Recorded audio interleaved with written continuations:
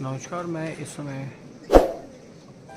Scotland के Edinburgh में हूँ और एडिनबरो की ऐतिहासिक इमारतों और टूरिस्ट प्लेसेस को एक्सप्लोर कर रहा हूँ।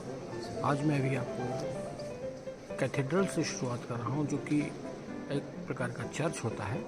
ये मध्यकालीन चर्च है और एडिनबरो की सबसे पुरानी इमारतों में से इसकी गिनती होती है।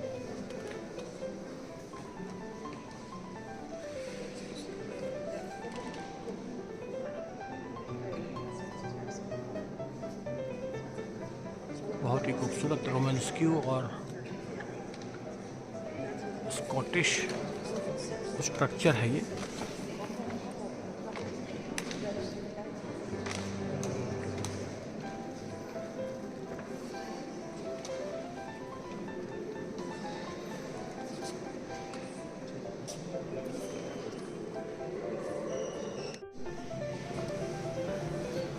ये चर्च अपनी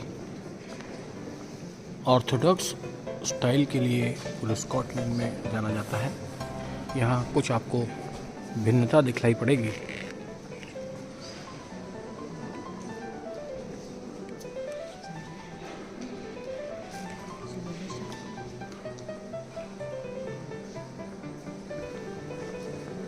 बीच में सिंबॉलिक चिन्ह जो है वो चर्च की पहचान है और रूफ की जो आर्किटेक्ट है वो स्कॉटिश आर्किटेक्ट है।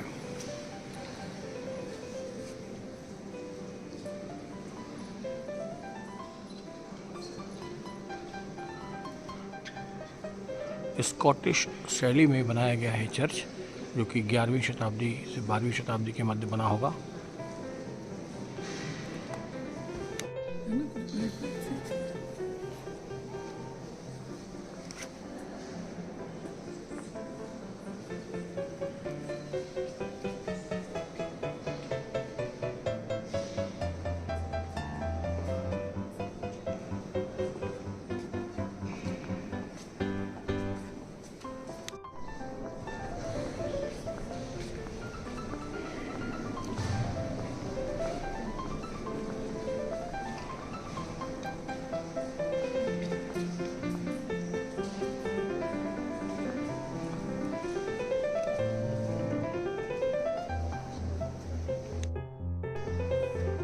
It is one of the most famous religious Orthodox church in Scotland, which is made in 11th century, and the style of this church is the Scottish architectural style. This is an Orthodox church. इस church से हम लोग बाहर आ गए हैं और बाहर का व्यू आपको दिखाते हैं।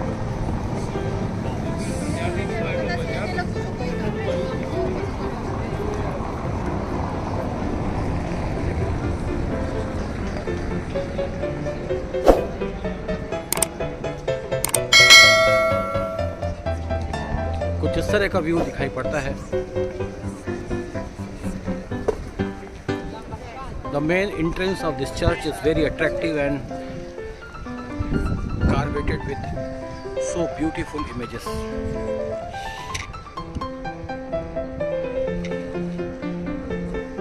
चर्च का जो मेन गेट है, मुख्य दरवाज़ा है, वो बहुत सारे डेकोरेटिव फीचर्स से कार्वेटेड है और बहुत सारी स्मॉल स्टेचूज बनी हुई हैं। This church is beautifully architected and incorporated with many small statues. You can see the front door of the church. मैं doctor Vinay Srivastava, orthodox church Edinburgh Scotland से। यदि आपको ये वीडियो पसंद आ रहा है तो आप इसे मेरे YouTube चैनल पर जाकर लाइक करें, सब्सक्राइब करें और इसे अपने मित्रों में शेयर करें। If you like this video, then please do like, comments and share this video amongst your friends, scholars and family members. Thank you very much. Dr. Vinay Shrivastava, Edinburgh, Scotland. Edinburgh Scotland से मैं doctor Vinay Srivastava इस समय आपको gross market के आसपास का scene दिखा रहा हूँ और इस समय स्कॉटिश चर्च के पास हम लोग खड़े हैं और ग्रॉस मार्केट वाली जो रोड है वो बिल्कुल समीप से ही जा रही है। हम लोग इस वक्त मेन मार्केट स्क्वायर में हैं और बहुत ही ज़बरदस्त व्यू दिखाई पड़ रहा है। सारी इमारतें मध्यकाल की हैं और इनकी जो स्टाइलिश स्ट्रक्चर है, इनका जो स्थापत्य है वो भी मध्यकाल का है। स्कॉटिश आर्किटेक्चरल स्टाइल से बनी हुई इमारतें हैं। आपको लगेगा ये डिफरेंट हैं, सारी इमारतें डिफरेंट हैं, एक से बढ़कर एक इमारतें। और यहाँ ये व्यू दिखाई पड़ रहा है।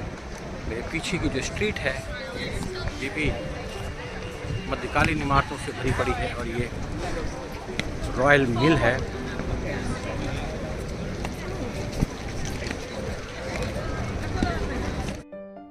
यहाँ का ट्रैफिक बड़ा ज़बरदस्त है। पैदल चलने वाले नागरिकों के लिए पूरा ट्रैफिक जाया करता है। और आप मेरे पीछे देख सकते हैं अभी लाइन क्लियर हुई है तो बाकी गाड़ियाँ निकलने लगी हैं, लेकिन अभी तक ट्रैफिक पैदल वालों के लिए रुका हुआ था। एडिनबरा स्कॉटलैंड की स्ट्रीट अपने आप में फ़न, मस्ती और तमाम सारी चीज़ें जो कि एक टूरिस्ट अट्रैक्शन प्लेस पे मिलनी चाहिए, यहाँ सब कुछ मौजूद है। रेस्टोरेंट हैं, पब्स हैं, बार्स हैं, बड़ी बड़ी शॉपिंग मॉल्स हैं। शॉपिंग के लिए छोटे मोटे जो प्रोडक्ट हैं वो हर जगह उपलब्ध हैं। तो कुल मिलाकर के ये एक बहुत फेमस प्लेस है। यहाँ लोकल साइट सीन्स के लिए डबल डेकर सिटी बसें चलती हैं, जिसमें लोकल साइट सीन्स 3 से 4 घंटे में कवर किया जाता है। स्कॉटलैंड की बहुत सारी चीज़ें बहुत प्रसिद्ध हैं, जिसमें एक है विस्की। जो लोग विस्की का सेवन करते हैं उन्हें पता होगा कि स्कॉच विस्की दुनिया भर में फेमस है और वो स्कॉच विस्की जो है वो स्कॉटलैंड में ही बनती है। और यहाँ पर कई सारी विस्की बनाने की फैक्ट्रीज़ हैं, डिस्टिलरीज़ हैं, जहाँ पर ये स्कॉच विस्की बनाई जाती है।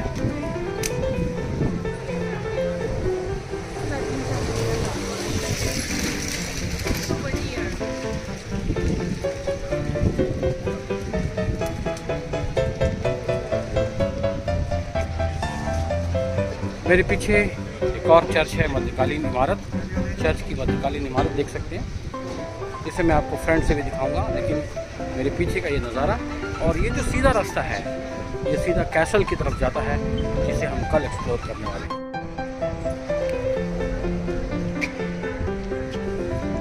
एडिनबरा स्कॉटलैंड के कैसल के समीप ही ये चर्च है, जो कि मध्यकाल का बना हुआ है। 11वीं से 12वीं शताब्दी के बीच में ये चर्च निर्मित हुआ और इसका भी आर्किटेक्ट स्कॉटिश आर्किटेक्ट है। आपको लग रहा होगा कि कितनी गंदी इमारत है, लेकिन ये ब्लैकिश स्टोन का इस्तेमाल किया गया है। ये आप कभी भी देखें आपको यही टोन आपको इस इमारत का दिखाई पड़ेगा। उसकी ओरिजिनलिटी को मेंटेन करके रखा गया है। कॉनिकल शेप में स्कॉटिश आर्किटेक्ट के द्वारा ये इमारत निर्मित की गई है। स्कॉटिश आर्किटेक्ट स्कॉटलैंड का अपना एक अलग स्थापत्य है, जिसे सारे यूरोप में बाद में अपनाया गया। यहाँ के मकान, यहाँ की चर्चेस, यहाँ की और इमारतें सब इसी आर्किटेक्ट में निर्मित हुई हैं। और आसपास का इलाका भी आप इसी तरह की इमारतों से भरा देख सकते हैं। सामने पीछे चर्च से अभी हम आए हैं और ये स्कॉटलैंड की बहुत फेमस स्कॉटिश विस्की एक्सपीरियंस इमारत है, जहाँ पर स्कॉच नाम की विस्की का प्रोडक्शन होता है। इस विस्की ने स्कॉटलैंड को पूरे वर्ल्ड में एक अलग पहचान दी है और एक अलग टेस्ट की विस्की यहाँ पर बनाई जाती है। हालांकि मैं कभी इन सब चीज़ों का आदी नहीं रहा हूँ, लेकिन इतिहास के विद्यार्थियों को ये जानना चाहिए कि स्कॉटलैंड की अर्थव्यवस्था में स्कॉच विस्की का बहुत बड़ा योगदान है। स्कॉच विस्की बहुत महंगी बिकती है और सारी दुनिया में इसके लवर्स हैं। तो ये वो प्लेस है जहाँ पर स्कॉच विस्की बनाई जाती है और ऐसी बहुत सारी सोसाइटी या बहुत सारी फैक्ट्री स्कॉच विस्की की स्कॉटलैंड में उपलब्ध है।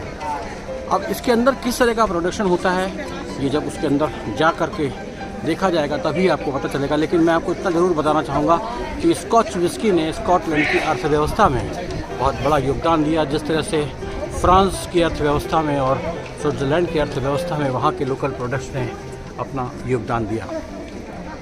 और यहाँ से कुछ इस तरह का व्यू दिखाई पड़ रहा है इस चर्च का, बहुत ही विहंगम इमारतें। आइए आगे चलते हैं। तो अब हम आ गए हैं यहाँ के सबसे महत्वपूर्ण मॉन्यूमेंट की तरफ, जिसे यहाँ का कैसल कहा जाता है। ये बिल्कुल एक छोटी पहाड़ी पर है और छोटी पहाड़ी पर होने के कारण यहाँ तक आने का रास्ता काफ़ी चढ़ाई भरा है और ये आज बंद हो गया है। ये आज क्लोज़ कर दिया गया है क्योंकि मेरे पहुँचने से पहले ही यहाँ पर बैरिकेड्स लगा दिए गए हैं, क्योंकि 5 बज गए हैं और 5 बजे सारी इमारतें क्लोज़ हो जाया करती हैं। ये पूरा वेस्टर्न रूल है। Close sir? Closed today, yep. Tomorrow at what time? Tomorrow 9:30, open again, all the way up. Okay okay, thank you very much. Thank you. जैसा कि मुझे बताया कि 5 बजे यहाँ की सारी इमारतें बंद हो जाती हैं और ये क्लोज़ हो गया। अब केवल जो लोग अंदर रह गए हैं वो केवल बाहर निकलेंगे। तो मैं आपको यहीं से उसका व्यू दिखाना चाहूँगा।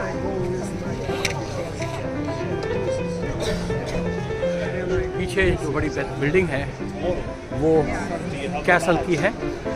हम इसको कल एक्सप्लोर करेंगे। यहाँ से कुछ इस तरह का व्यू इस चर्च का दिखाई पड़ रहा है और इस लोकेशन को आप देखिए।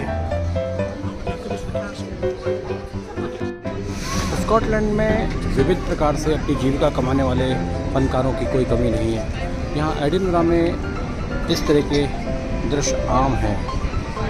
आपको बाज अपने हाथों पर बिठा करके आपको एक अलग तरह का फील, अलग तरह का एक्सपीरियंस देने वाले लोग यहाँ पर मिल जाएंगे और इसके लिए वो 20 पाउंड चार्ज करते हैं। 20 से 25-30 जितना भी उनका रेट होगा वो चार्ज करते हैं। और आपको बड़ा अच्छा एक्सपीरियंस होगा कि ये कितना बड़ा पक्षी, ख़तरनाक बाज आपने अपने हाथों में उठा रखा है। कभी बाज कभी ऑल।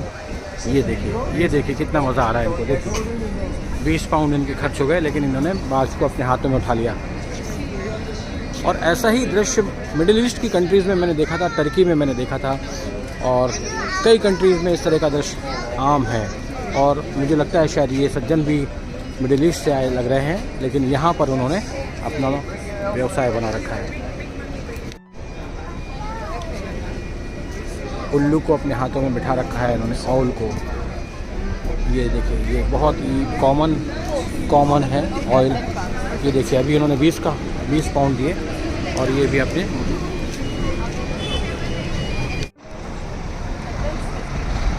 एडिनबरा स्कॉटलैंड में ये विक्टोरिया स्ट्रीट पर हम लोग हैं और ये नेशनल लाइब्रेरी ऑफ स्कॉटलैंड है। बहुत बड़ी लाइब्रेरी, नेशनल लाइब्रेरी स्कॉटलैंड की काफ़ी बड़ी लाइब्रेरी है। और ये स्ट्रीट भी विक्टोरिया स्ट्रीट कहलाती है और इसी के पास से नीचे जाता है रास्ता ग्रॉस मार्केट की तरफ। हम लोग अभी विक्टोरिया स्ट्रीट पर हैं और अभी इस तरफ से आए हैं और ये जो नीचे रास्ता जा रहा है ग्रॉस मार्केट की तरफ जा रहा है। आज से 8 साल पहले 2015 में जब हम लोग यहाँ आए थे तो नीचे ग्रॉस मार्केट के बस स्टैंड पर हम एयरपोर्ट से सीधे रुके थे और वहाँ से सामान सहित पैदल इसी रास्ते पर आए थे और इसी रास्ते से चलते हुए हम इस लाइन में चले गए थे और यहीं कहीं हमारा होटल था। चलिए आइए फिर से पुरानी यादों को ताज़ा करते हैं और देखते हैं। यहाँ कई अच्छे इंडियन रेस्टोरेंट भी हैं, पता नहीं अब हैं कि नहीं, लेकिन मुझे याद है कि उसी दिन हम लोगों ने इस पूरी स्ट्रीट को एक्सप्लोर किया था। इस महत्वपूर्ण तिराहे पर अनेक बिल्डिंग्स हैं जो कि मध्यकालीन स्कॉटलैंड का प्रतिनिधित्व करती हैं। सामने एक और चर्च है, ये भी 11वीं-12वीं शताब्दी का चर्च है और उससे जुड़ी हुई कई इमारतें स्कॉटिश आर्किटेक्चर की हैं। कहना चाहिए ये पूरा इलाका ही मध्यकाल की इमारतों से भरा पड़ा है और आप इनकी स्टाइल देख सकते हैं, आर्किटेक्चरल स्टाइल देख सकते हैं। हर इमारत अपने आप में बहुत कॉम्पैक्ट है छोटी छोटी खिड़कियाँ और दरवाजे हैं और अंदर सब कुछ सुविधाएं मौजूद हैं, लेकिन बाहर से पूरा स्ट्रक्चर बड़े बड़े पत्थरों को जोड़ करके बनाया गया ये स्ट्रक्चर मध्यकालीन इमारतों का प्रतिनिधित्व करता है। और ये नीचे रास्ता जा रहा है। ऐसे बहुत सारे अंधविश्वास ब्रिटेन में और यूनाइटेड किंगडम में प्रचलन में है। उनमें से एक सामने दिखाई पड़ रहा है, ये शायद ऑल की स्टैचू है और ऐसा माना जाता है कि इसको हाथ लगाने से हमारी विश पूरी होती है। वाह, चलिए हम भी विश मांग लेते हैं, शायद हमारी भी विश पूरी हो जाए।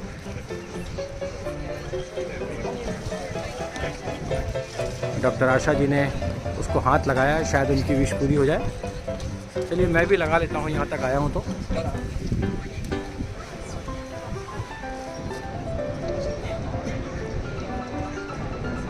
मेरी विश भी पूरी होगी। पीछे से कोई कह रहा है कि श्योर।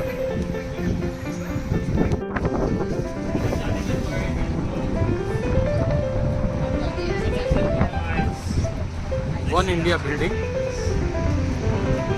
ये बिल्डिंग किसी इंडियन की है। और देखिए आप, मिडिवल टाउन का ये रोड भी तत्कालीन समय का है, इसे अपग्रेड नहीं किया गया और उसकी ओरिजिनलिटी को वैसा ही बना कर रखा गया है। और जहाँ जहाँ मिडिएवल टाउन मैंने शब्द का प्रयोग किया है, वहाँ पे इमारतों को और वहाँ की रोड को बिल्कुल वैसा ही बना के रखा गया है जैसा कि तत्कालीन समय में हुआ करता था।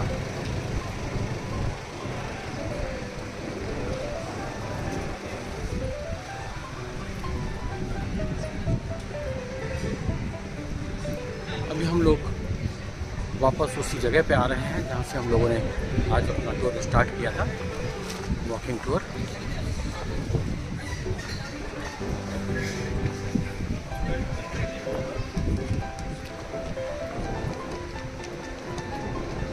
अभी 6 बजे हैं और डिनर स्टार्ट हो गया है। 5 बजे से स्टार्ट हो गया है डिनर। हर रेस्टोरेंट में डिनर इस समय लोग कर रहे हैं। और यूरोप और यूके में और वेस्टर्न कंट्रीज़ में डिनर करना बहुत जल्दी शुरू हो जाता है और 9 बजे तक ख़त्म भी हो जाया करता है।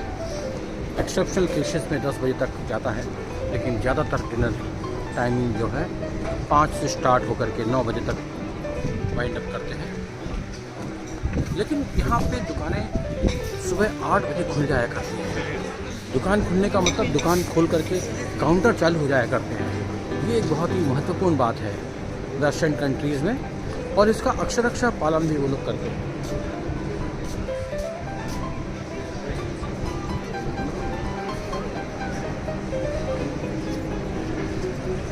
और ये हैरी पॉटर का म्यूज़ियम है। यहाँ हैरी पॉटर बड़ा पॉपुलर है स्कॉटलैंड में। उसका कारण ये है कि हैरी पॉटर का कैरेक्टर स्कॉटलैंड का ही कैरेक्टर है और यहाँ की विभिन्न इमारतों में हैरी पॉटर की शूटिंग हुई है और उससे संबंधित सामग्रियों का विक्रय बहुत दुकानों में किया जाता है। ये एक म्यूज़ियम है जहाँ पर हैरी पॉटर से जुड़ी हुई सामग्री विक्रय के लिए उपलब्ध है।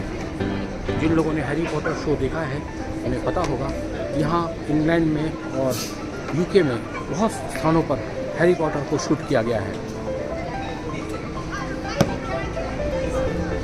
और ये वापस हम लोग उसी स्थान पर आ गए हैं जहाँ से हमने आज अपना टूर शुरू किया था। एडिनबरा स्कॉटलैंड का ये ग्रॉस मार्केट है और ये अपने आप में पर्यटकों का स्वर्ग कहा जाता है।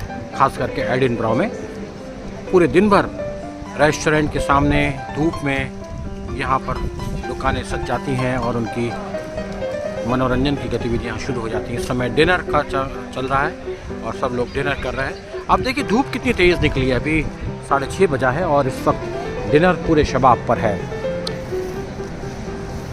वेस्टर्न कंट्रीज़ यूरोप यूके का कल्चर ही ऐसा है कि शाम को 5 बजे से डिनर की प्रक्रिया शुरू हो जाती है। सारे रेस्टोरेंट फुल, सीटें बाहर लग जाती हैं और बाहर भी सारे रेस्टोरेंट फुल हो जाते हैं।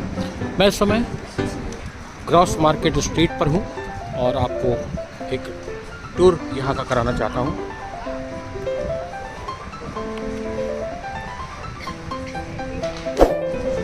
ग्रॉस मार्केट स्ट्रीट के चारों तरफ दुकानें सजी हुई हैं और मार्केट लगभग आधे बंद हो चुके हैं, लेकिन फिर भी खाने पीने की चीज़ें, रेस्टोरेंट, पब्स ये सब खुले हुए रहेंगे रात को 9 बजे तक।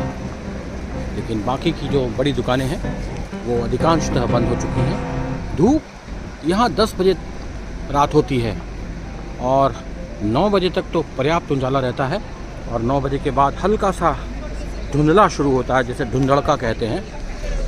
और ये पूरे ब्रिटेन में ऐसा ही मौसम रहता है। इसीलिए टाइम के एडजस्टमेंट के हिसाब से सभी लोगों ने अपने अपने dinner time, lunch time, breakfast time और विभिन्न कार्यों के लिए अपने टाइमिंग्स डिसाइड कर रखे हैं। तो ये पूरी स्ट्रीट रेस्टोरेंट की स्ट्रीट है।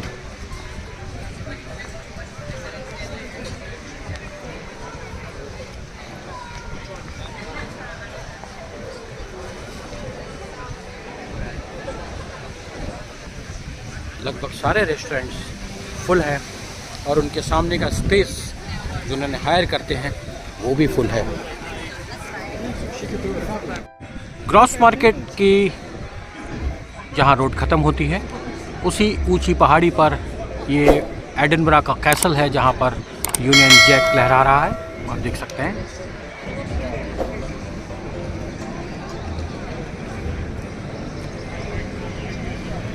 जहाँ से भी एक्सप्लोर करना है उसे, लेकिन ये एडिनबरा का कैसल है और ये काफ़ी पुराना कैसल है, 12वीं-13वीं शताब्दी का कैसल है। इसे मैं पहले देख चुका हूँ।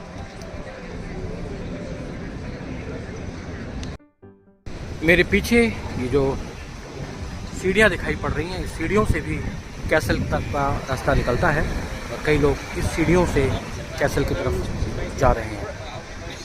तो पैदल रास्तों के लिए सीढ़ियों का इस्तेमाल किया जा सकता है। और ये पूरी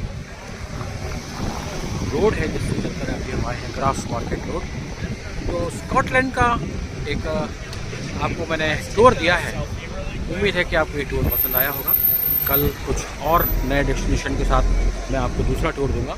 मैं डॉक्टर विनय श्रीवास्तव अपने साथ डॉक्टर आशा श्रीवास्तव के साथ अभी आज के लिए इस वॉकिंग टूर को यहीं समाप्त कर रहा हूँ, क्योंकि अब वापस होटल जाने का समय आ गया है।